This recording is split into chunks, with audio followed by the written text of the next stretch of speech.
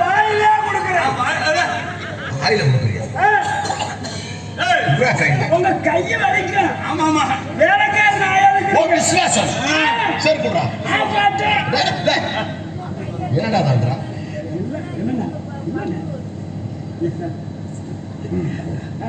தலைய விடுறா. ஆகாச்சுங்க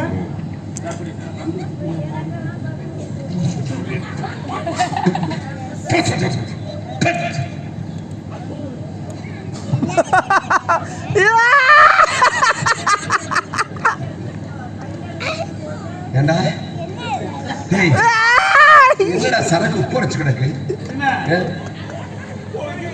உப்பரைச்சு கிடக்குதா? அதுக்கு எதுக்கு என்ன சொல்லுவாங்க?